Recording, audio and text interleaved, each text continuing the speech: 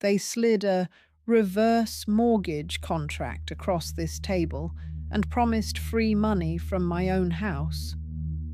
In this room, I had to choose between their dream and my roof. "Just sign here, Auntie. It's free money," the man says, tapping the glossy folder on this table like a magician about to show a card trick. I'm Olive. I guard this roof with quiet math and slow thinking.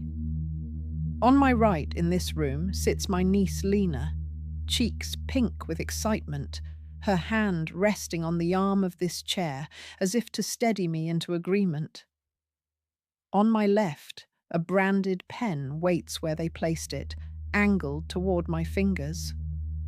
The man has turned his chair a little too close, his cologne too strong for this small room. He thinks this is a sales meeting. I know this is a test I have been preparing for without knowing its name. I do not reach for the pen. I reach for the edge of this table instead, my fingertips tracing the worn line where the varnish has faded. "Before pens," I say, keeping my voice even, "we use plain words. Tell me what this is, as if I were your sister, not your customer." The man chuckles, flashing teeth. "It's a simple equity release," he says. "You get to enjoy your money now instead of leaving it trapped in these walls." He pats the painted plaster like it is a fat piggy bank. In this room, the phrase "simple equity release" feels like a stranger wearing my late husband's jacket. Familiar shape, wrong shoulders. I pull the top page gently toward me. "Reverse mortgage," I read slowly, out loud.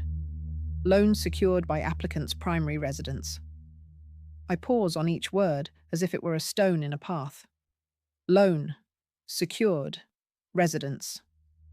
Lena waves her hand in the air, trying to erase the weight. "It just unlocks the value, Aunt Olive," she says. "You stay here. Nothing changes.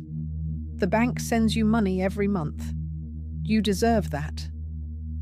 She smiles at me instead of at the document, like this is a birthday present, and I am being ungrateful for not tearing off the paper. "If nothing changes," I say, lifting my eyes from the page to their faces, "why does it need my signature?" The man's smile flickers, then returns. "Technically it's a loan," he admits, "but you never feel it. We roll the interest in, so there are no payments. You get cash now, and someday, when you're gone, the house settles it. Very clean." He leans back as if the conversation is finished. "No payments," he repeats, as though those two words are a lullaby. To my ears, they sound like the start of a very quiet debt that grows in the dark. Lena taps this table with one nail, a quick rhythm. "With that cash," she says, "we can fix your bathroom, get you a proper lift chair, finally put some insulation in that drafty wall. And I could use a little to launch my design studio.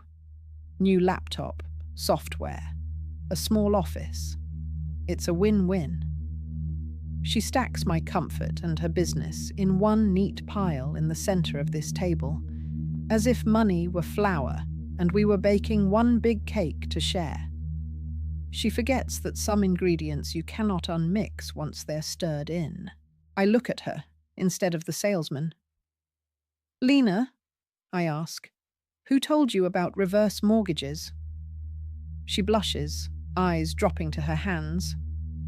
"The bank sent you that brochure after your last birthday," she says.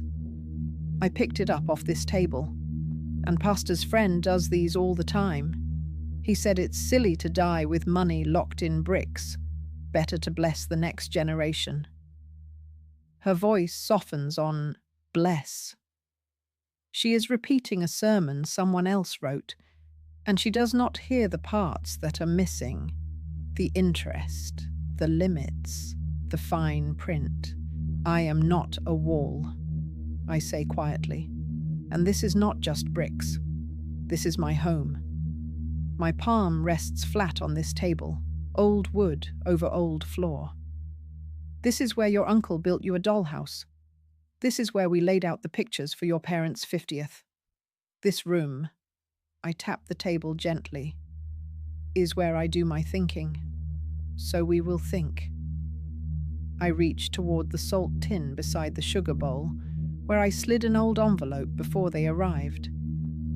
My fingers know exactly where it is. I have been waiting for the day it might be needed. The envelope is soft from being opened and closed many times. I brought it out after a different kind of salesman called last year, urging me to liberate my home equity. That night, in this chair, my hands shaking, I called the free legal aid number on a faded flyer and spoke to a woman named Margot. She told me things slowly, kindly. "Write your questions," she said. "Don't trust your memory when you're under pressure." So I did. Now I slide the paper from the envelope and place it beside their shiny contract on this table, like a little homemade shield. On the paper, in my own handwriting, are 3 questions. The letters are big and slightly crooked, because I wrote them when my eyes were tired. I read them out loud so the room can hear. 1. What do I risk? 2. Who gets paid? 3. Can I undo it? Lena leans forward, curious despite herself. The man smiles, a little tight at the edges. "Those are good questions," he says. "And that's exactly what we're here to explain. What do you risk? Nothing really. Who gets paid? You? Can you undo it? You'll never want to." His words land in this room like balloons. My questions are the pins. I take the contract back, line up my paper with his on this table. "Let's answer them properly," I say. "What do I risk if I live a long time?" He starts to speak, but I hold up a hand. "No slogans, please. Just facts." I trace the amortization chart printed near the middle of the document, the one in small grey boxes. Year 1, the loan is this big. Year 10, it is this big. Year 20, it is... I tap the number. If I am still here in this room in 20 years, the bank owns more of this home than I do. That is risk. He shifts in his chair. "Well, technically, yes, the balance grows," he says. "But you still get to stay. The contract gives you lifetime occupancy. You'll never be forced out." Lena jumps in quickly. "And when you're gone," she says, "the house just pays itself off. No one has to worry about sorting things." She tries to make it sound like tidying a closet. She does not say the part where, if the market dips or the interest climbs too high, there might be nothing left for anyone after the house pays the debt. "Second question," I say, tapping my paper. "Who gets paid?" I run my finger along the fee section of his contract. Origination fee, service fee, brokerage fee, discharge fee, valuation fee. The list is longer than the line promising my monthly payment. I see many mouths at this table before we even get to mine. I slide the document a little toward him. "Looks like this loan feeds a whole line of people before it ever feeds me." He laughs, but the sound is thinner now. "That's standard," he says. "The important thing is you get the lump sum. Third question," I continue. "Can I undo it?" I look straight at him. He hesitates, just long enough for Lena to frown. "There's a short cooling off period," he says. 14 days to change your mind. After that, it's really just part of the structure. You'd have to repay the full balance to get out." I nod slowly. "So, if I sign, and 5 years from now this feels wrong, I cannot simply walk into a branch and say, I've changed my mind. Tear it up. He shakes his head. No, of course not, he says.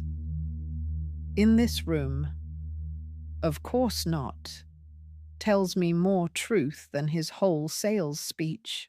I lean back in this chair and let silence sit with us for a moment.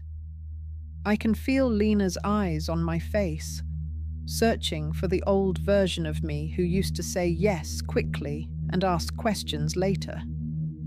When your uncle was alive, I say, a man came to this room trying to sell us some miracle pension.